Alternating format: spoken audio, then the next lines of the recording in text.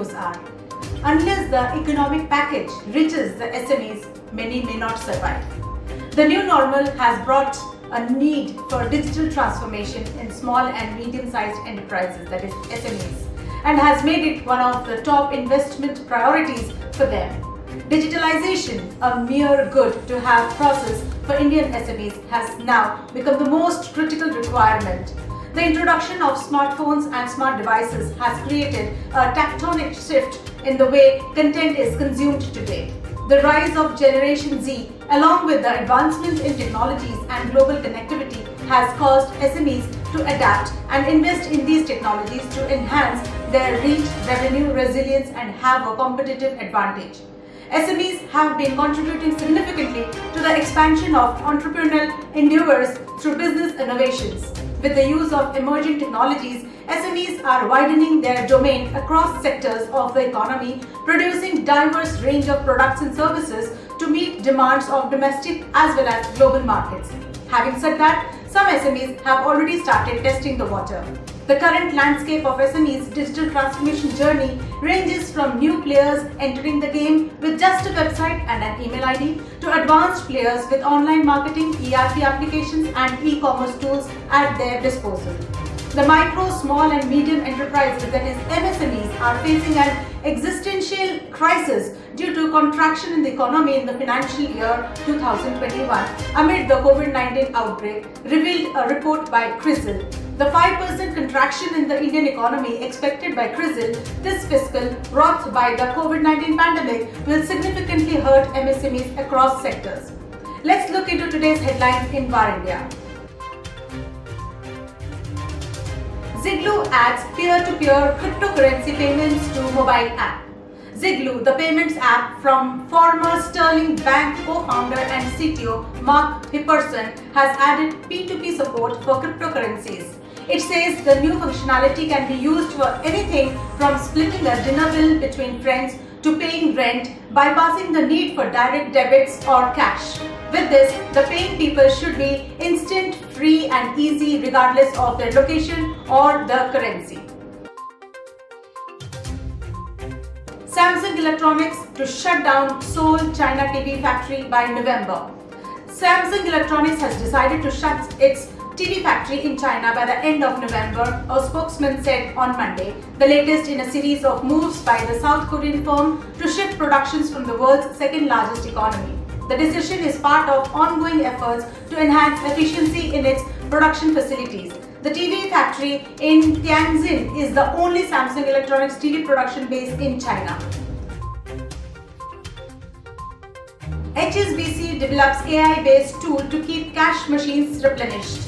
HSBC in Hong Kong is using an AI-based cash withdrawal forecasting tool to make sure that its network of 1,200 ATMs don't run out of money. The new tool uses live ATM data and predictive machine learning algorithms that factor in seasonality, holidays, public events, location and recent withdrawal trends to calculate how much money is needed and where. Siemens inks agreement to acquire Avatar. Siemens has signed an agreement to acquire Santa Clara CA-based Avatar Integrated Systems Inc. Avatar helps engineers optimize power, performance and area, that is PPA, for complex chips with fewer resources. Siemens plans to add Avatar's technology to the accelerator portfolio as part of Mentor's IC suite of software, capitalizing on the growing segment of place and route. India is proud, says Rajnath Singh congratulates DRDO team. Defence Minister Rajnath Singh on Monday congratulated the Defence Research and Development Organisation, that is DRDO, for successfully flight testing the indigenously developed hypersonic technology demonstrator vehicle, that is HSTDV. He said that this technology is a landmark achievement towards realizing PM's vision of Atmanirbhar Bharat, that is self-reliant India. Oppo F17 Pro goes on sale at Rs 22,990. Oppo F17 Pro with 6 AI portrait cameras and ultra sleek design goes on sale at a price of Rs 22,990 further 8 GB plus 128 GB variants. Supporting 30W VOOC 4.0 fast charging technology, the phone will be offered in 3 color options. Oppo said that the F17 Pro is the slimmest phone of 2020, sporting 7.48mm ultra-thin design and weighing 164 grams. Electric mobility solutions provider BlueSmart raises 51 crores. Gurugram-based electric ride-hailing platform BlueSmart, founded by Anmol Singh Jaggi and Puneet Goyal in 2019, has raised pre-Series A funding of around 51 crores, that is $7 million, from investors including Inflection Point Ventures, Venture Catalysts and Mumbai Angels. The company claims to have saved 375,000 kgs of carbon emissions. Video game 4G was not conceptualized by Shashank, says developers. Indian game developing company Encore Games that recently announced an action game 4G moderated by actor Akshay Kumar denied that the video game was conceptualized by late actor Sushant Singh Rajput. It is an action game called 4G or Fearless and United Cards. The game is touted as the Indian alternative to PUBG Mobile. However, says 4G will not compete with PUBG. EdTech startup Eruditus gets funding from Zuckerberg. Ashwin Damera, founder and CEO of Eruditus, runs on a partnership model with top global universities such as MIT, Columbia, Harvard, Cambridge, INSEAD, Wharton and UC Berkeley, offering courses in coding, data science, fintech, blockchain and entrepreneurship. Around 80% of its revenues come from abroad. It is said to be the highest for any homegrown edtech player. Now, the startup is finally inching towards the unicorn club and is valued at around $800 million. Vodafone and Idea are now VI. Telecom operator Vodafone Idea to offer its services under a new brand identity VI, as merger and integration of Vodafone and Idea has been successfully completed. The brand integration not only marks the completion of the largest telecom merger in the world, but will also see the company on its future journey to offer strong digital experiences to 1 billion Indians on its 4G network. VI, as it looked to regain lost market share through an image makeover.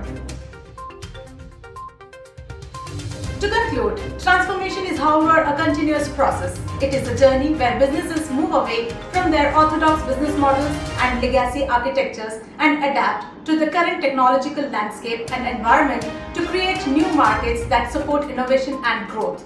SMEs have been contributing significantly to the expansion of entrepreneurial endeavors through business innovations. With the help of emerging technologies, SMEs are widening their domain across sectors of the economy, producing diverse range of products and services to meet demands of domestic as well as global markets.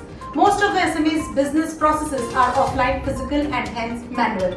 The only digital properties they possess are enterprise, email and website. The email IDs are used for internal as well as external communication, whereas the website is used as information sharing portal. They do not fully utilize the capabilities of their digital properties. However, they have some level of social media presence and also get involved in a bit of digital marketing. Some of the sales are through online marketing. They use ERP and CRM software for their internal business processes. Digital transformation is here to stay. SMEs will have to make room for digital transformation in their overall business strategies. SMEs need to embrace the technological advancements to become completely agile and flexible in order to scale and meet increasing customer demands.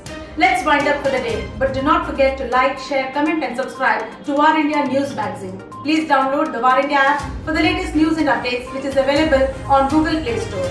Stay tuned for more updates. Thank you.